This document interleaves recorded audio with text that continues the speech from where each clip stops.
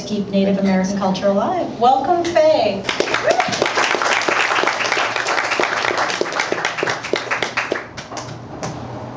The guy who's going after me is tall too. Not just.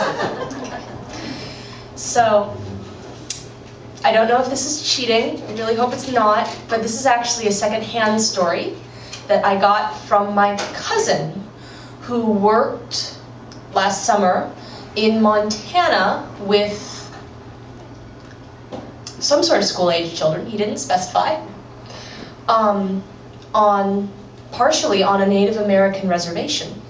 And he actually came in contact with the spiritual leader of a tribe of Sioux Native Americans called the Assiniboine, which is the title of this piece, Assiniboine. And my cousin told me this really incredible story about this spiritual experience that he had where he was invited to a sweat. And for those of you who don't know what a sweat is, I didn't before he told me the story, or at least a sweat lodge, the actual physical building, is this tent, sort of, made out of chokecherry branches and covered with buffalo hide. And the actual spiritual experience of a sweat is that they will create this bonfire and they will heat up rocks and they will bring them to the inside, to the center of the sweat lodge, and they'll pour water over them. And it'll create this effect sort of like a sauna.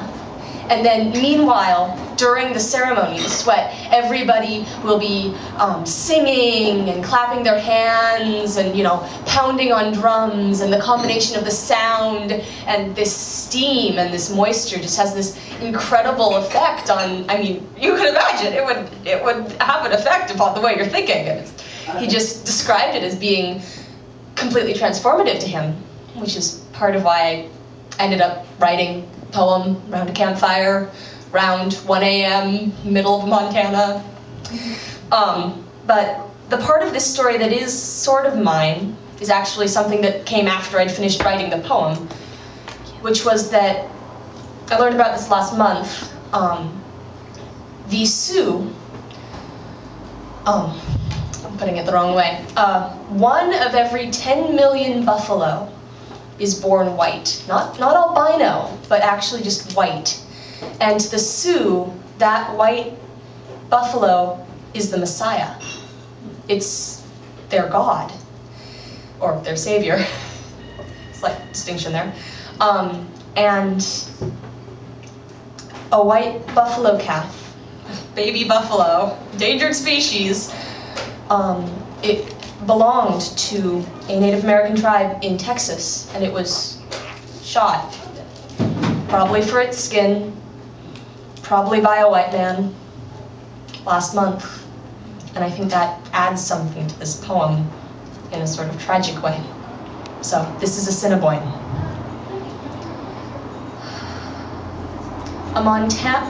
Outside. A Montana summer night breathes gray ash logs into our kneecaps. We are the owls, yellow-eyed vigil in the tree above the fire, above the first door. Roger has held these ashes over his singing lungs like every tome cast by conquest into a flame, burning white, a white man's flame, lacking reservation. History dissipating with the smoke. A sweat is a half hemisphere. Murky buffalo hide where the sky is so deep with wounds it must be held up by chokecherry branches, held up by the singing that condenses in our chests, condenses into smoke.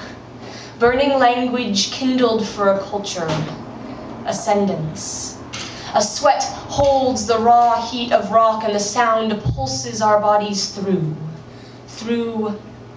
The second door is handled with the dark eyes of a woman. 60 years lost from the lifeblood, saved from its alcohol content, trawled by visions back to her people to be named. Her hands pull back the assimilating bark from burning branches of indigenous bones where boulders mold into raw heat. She was undefined energy brought to the center of a raw-pelt earth, singing the center of an earth, singing pock-scarred hands, clapping bones, breaking with the treaties, become the drums of a thundercloud, become the third door. She wonders how one rises into the smoke of a flame that burns in our rock bodies. 6-year-old child, swathed in a high-banked river, waiting decades for the storm to break into a dust cloud. Warriors tossing head, earth pestled by heavy, old-world hooves. The herd's grazing route endangers it over new route concrete, the path of our dead heat, metal armor cars. But in her dream, the cloud breaks in this fast-approaching dust storm. Buffalo ascending, gathering moisture, her tears, the tears of a people thundering towards her at the heart. The ember is white, is named, an infant whose back does not hunch into extinction. Thundering towards. The fourth door holds her name carved in sharp-scented cedar wood. The calf stretches its knock-kneed limbs into flight. The herd parts for her stream. Her streaming breath is the sweat, the strike of the white buffalo calf in her chest. Heimlichs her into wakefulness. This recurrence, the dream dislodged from her chest, is a name envisioned. Roger pulls it from her breath, crafts the spirit of heated rock into a language, a tongue born in the molten core of 12 voices. He says, "You are white buffalo calf." It only clangs discordant, cracks with faulty wiring in a white man's language. In the language of her dreams, she is streams churning to vapor over red, molten stones. The heat that pulls the moisture from our skin into communion. You are white buffalo calf under the skin, the four-door language of your heart. You are white buffalo calf as the rocks lie waiting under embers for the water that breaks into clouds. Storms rumbling in the language of hoofbeats, drums, naming us all with the breath that becomes song. Thank you.